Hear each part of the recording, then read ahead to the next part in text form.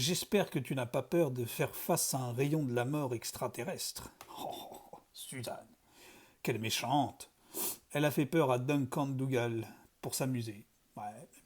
Le petit Duncan Dougal, en fait, il se révèle un petit peu bizarre, hein. Il apparaît comme ça en milieu de récit, ou en milieu fin de récit.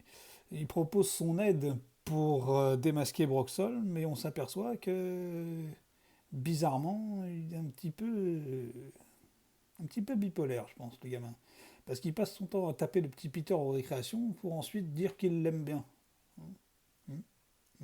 Avec un air sincère en plus. Bon, c'est bizarre, c'est bizarre.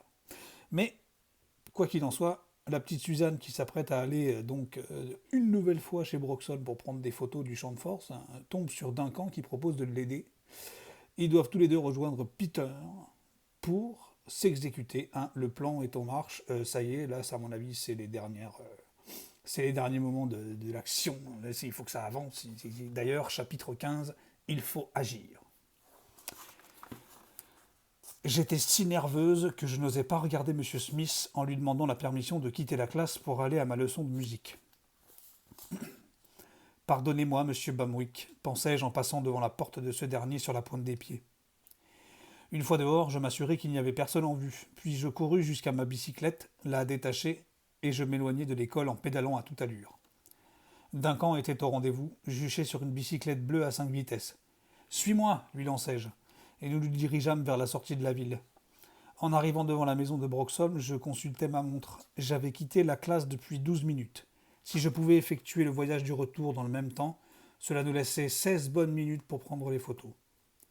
Peter m'attendait près de la haie. Son sourire s'évanouit quand il vit qui m'accompagnait. La pâleur de son visage s'accentua. « Qu'est-ce qu'il fait là, celui-là » interrogea-t-il. Je fus impressionné. Il lui fallait une certaine audace pour parler ainsi devant Duncan.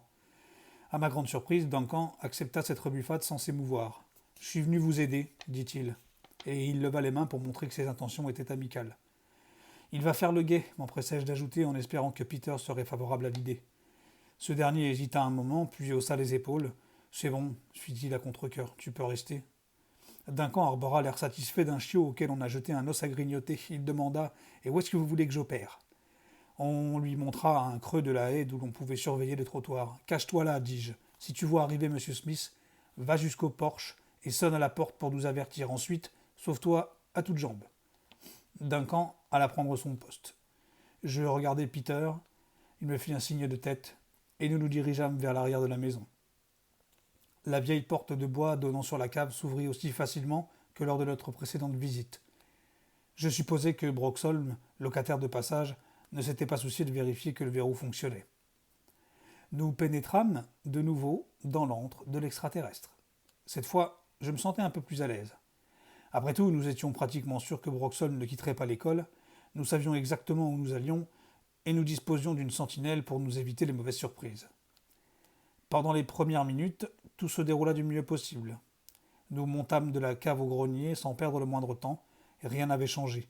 La colonne de lumière bleue était bien là, et la pauvre Madame Schwartz se tenait toujours à l'intérieur, raide comme un passe-lacet.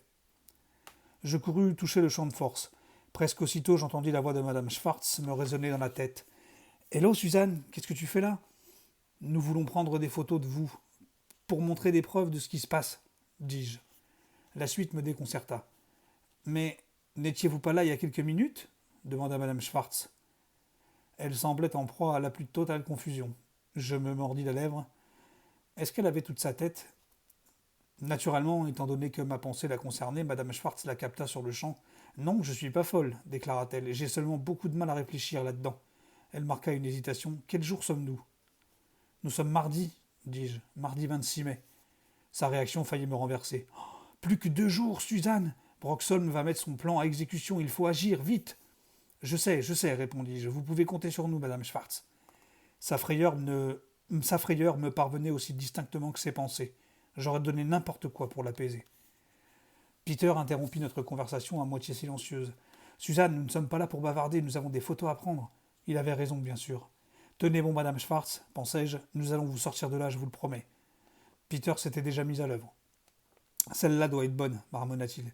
Il me faut encore des photos de toi à côté d'elle. Ensuite, tu t'écarteras du champ de force afin que je puisse voir Madame Schwartz toute seule. J'étais heureuse qu'il soit là. Si j'étais venu sans lui, ma conversation avec Madame Schwartz m'aurait probablement fait perdre un temps précieux. Mes épisseurs travaillaient vite. En quelques minutes, presque toute la pellicule fut utilisée. Les photos avaient été prises sous des angles différents, avec ou sans flash. Et nous pressentions qu'au moins un ou deux clichés seraient excellents. Nous nous apprêtions à prendre le dernier, quand nous entendîmes des cris perçants retentir à l'étage au-dessous. Ah! Ah! Je reconnus la voix qui les poussait. C'était celle de Duncan Dougal. À plus.